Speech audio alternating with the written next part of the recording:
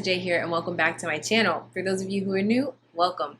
Today, I have my husband Javan with me. How y'all doing? And he's here to help me share our birth story. Yes. So our pregnancy was intentional. Mm-hmm.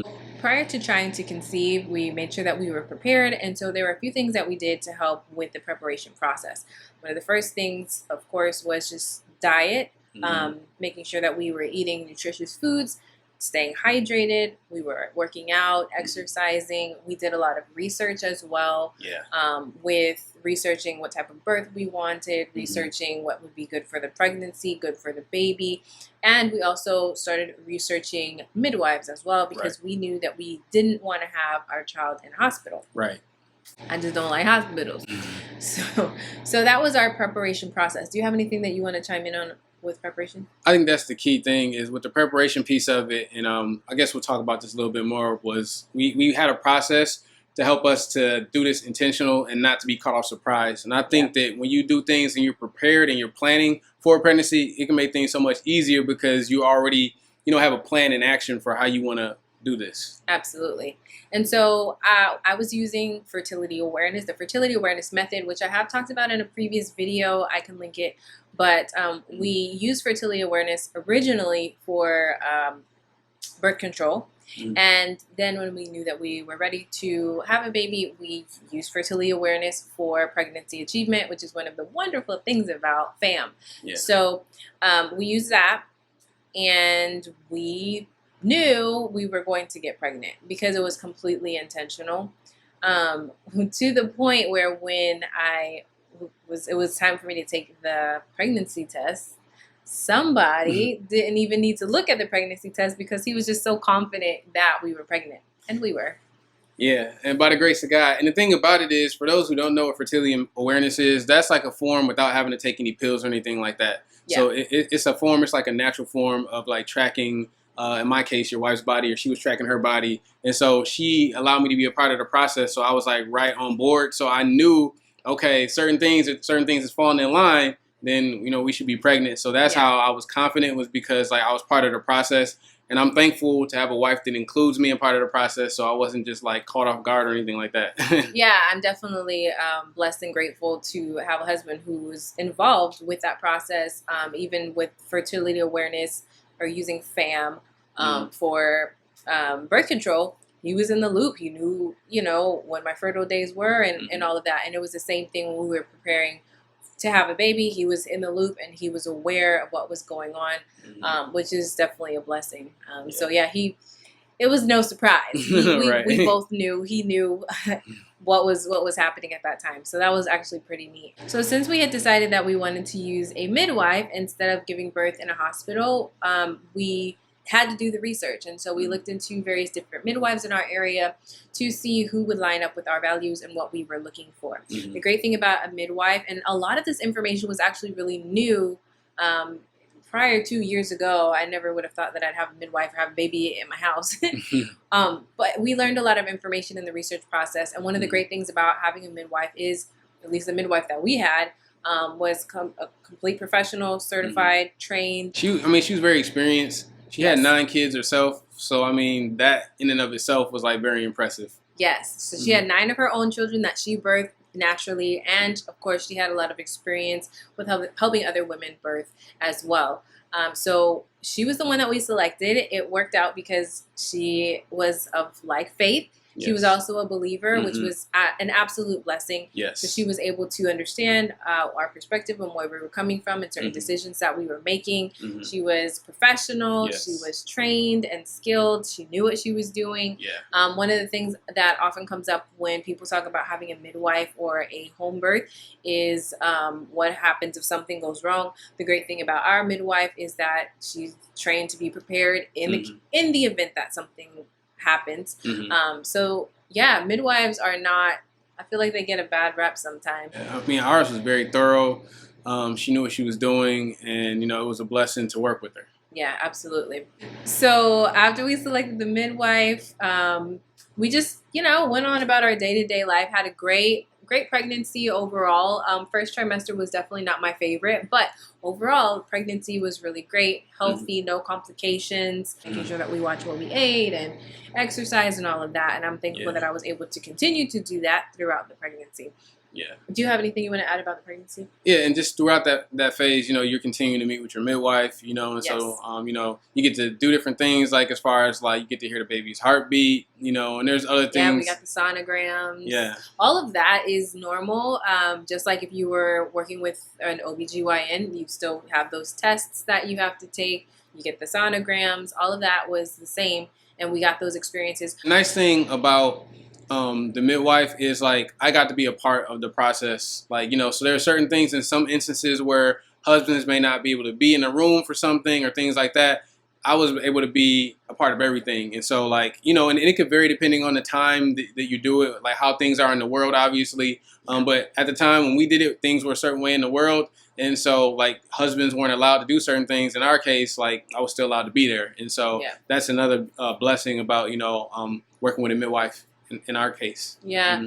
And I know everybody's situation is different, but I'm just so blessed that he was able to make every single appointment. He was always there with me. That was just, it really adds to that experience and that process. Yeah. Especially being that it was our first child, yes. Being able to do all of that together, and he was there every step of the way. So that was really awesome. Praise God. We also did a birth course. So in addition to all of our own research and reading books, read plenty of books and watched plenty of videos, but we also did a birth course as well. And that we did online, but it was a very thorough birth course that, again, supported what our goal was and what we were trying to do. So it wasn't like we were trying to have a home birth, but we were doing a birth course on Lamaze or something random. Right. It was really supportive of the goal, which was to have a natural birth. And so we got a lot of information from that as well. I would definitely recommend having a birth course. Again, it's one of those knowledge is power situations. As much knowledge as you have, the more successful you can be in preparing. Now, of course, this is not to say that anyone who doesn't plan or prepare, this is not knocking any of that. We're just sharing our personal experience, and I would totally do it again. With the research and the preparation and planning, just because I'm just like that. I'm a planner. So pregnancy was smooth, and it was actually quite long. I will admit I definitely got very tired close to the end because we were pushing 42 weeks. We were really, really close to 42 weeks. I want to say it was like 41 and a half. 41 in 3 days, I think, something like that. Yeah, so it was pushing. But yeah, so because of that, I was just exhausted by that point, and so we decided to go with a natural induction. We did try to do membrane sweep, but that just didn't pan out the way that we wanted it to. So we ended up doing a castor oil induction, which actually wasn't as bad as I heard it could be. I didn't do those random shakes that people make. They mix like almond butter and like all this stuff. It just sounds gross. Didn't do that. I ended up doing a milkshake, which was more enticing for me anyway. So I had like chocolate peanut butter. It was so good. Chocolate peanut butter ice cream with the castor oil in there. And that was a recipe that my midwife gave. I drank that, and that's when labor kicked in. It started out with obviously just having to go to the bathroom because that's what castor oil does. So if you do that, be prepared to go to the bathroom multiple times. But after that, the contractions actually did kick in. And it was like evening time by that point. The contractions were like, I think something's happening, but it wasn't like anything major. And then by the nighttime, around 10 p.m. that night is when I started feeling like I needed to time the contractions.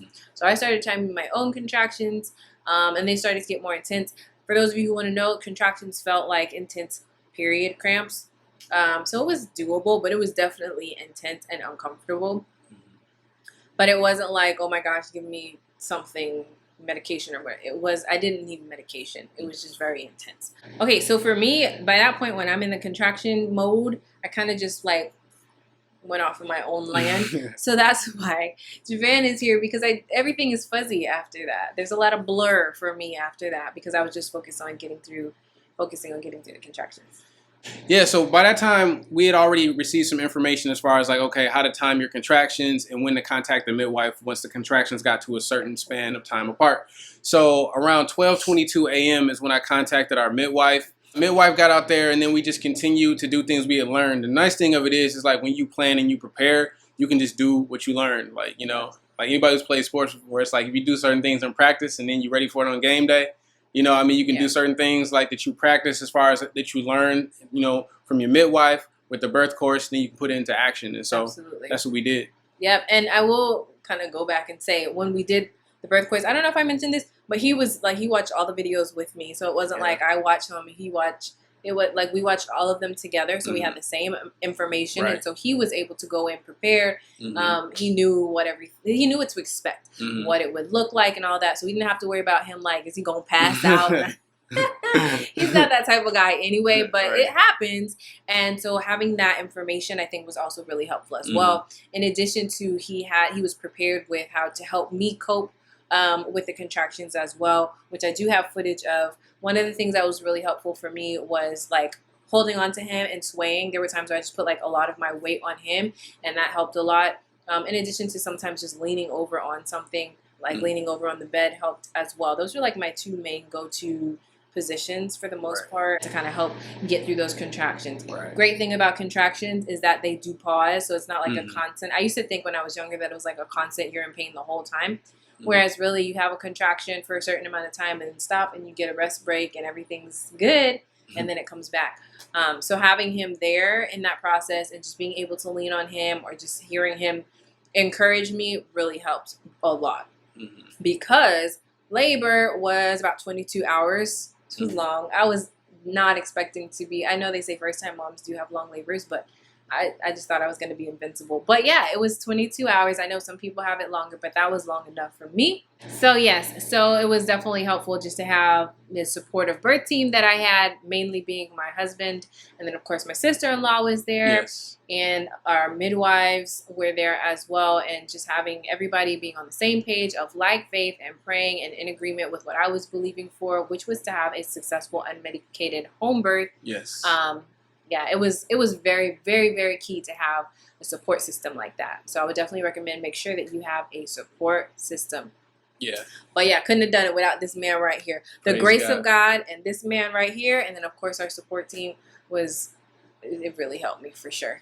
Praise God. Yeah. Another thing I wanted to mention, and Larissa had mentioned it, was my sister came. One of my sisters came, and she was here like, you know, before the contractions and everything. She had got here like days before all of that. And so that was a blessing, you know, to have her here and have her, you know, to be able to help out, to be able to pray, things like that, and to be another supportive person in the house. That was a blessing as well. Absolutely. Labor continued on. Like I said, it was pretty lengthy. My original plan was to have a water birth, to have the baby in the water. But when I got into the water, as amazing as it felt beautiful. Like if you can pull off a water birth, honey, it was it was wonderful. But when I got in the water, my labor stalled. I guess it was just too comfortable. My labor stalled, and so I had to get out of the water, and that led to having to select other options, which for me, that meant we ended up having the baby. I ended up giving birth to her in our bedroom, in our bed. Now, it wasn't weird or anything because, again, that preparation piece, we had already had the bed prepared. So we had like a protective covering and extra sheets and things like that, in addition to the other things that the midwife provides to make sure your bed is not messed up or anything. Like our bed was actually untouched. Like right after we gave the birth, you couldn't tell we had a baby in the bed. But yeah, so that's what ended up happening. And it was still, again, praise God, it was unmedicated. We pushed on through by the grace of God, and it was actually a really great experience. I would do it again. It was a blessing. I mean, God is awesome. You know, we're so thankful for the entire process. We have a beautiful baby girl, and you know, great memories, great experiences from it. And yeah, I mean, so it was worth it. It can be done, but I think for sure the mentality, your mentality has to be in the right place. You gotta have a strong mind. Probably prepare your body, have a strong body, strong faith. You got to be strong for it, but it's so worth it. Do your research and do what's best for you. Everybody's story is going to be different. If you want further details on the birth, check out the JohnsonTeam documentary. I will add a link above as well as put it in the description box. That is an awesome documentary video that my husband put together that is really good. If you haven't checked it out, you might want to check that out. Stop what you're doing and go ahead and check that out. I will provide the links in two places. But yeah, that has more information as well, and some other clips that I have not included in this video. It has pretty much our whole love story, like from the first day we met up to the birth of our child. So it's pretty cool to watch. Absolutely. Well, thank you so much for watching this video. If you enjoyed or if you found it helpful, go ahead and give it a thumbs up, and I look forward to seeing you in the next video. Bye. See y'all later.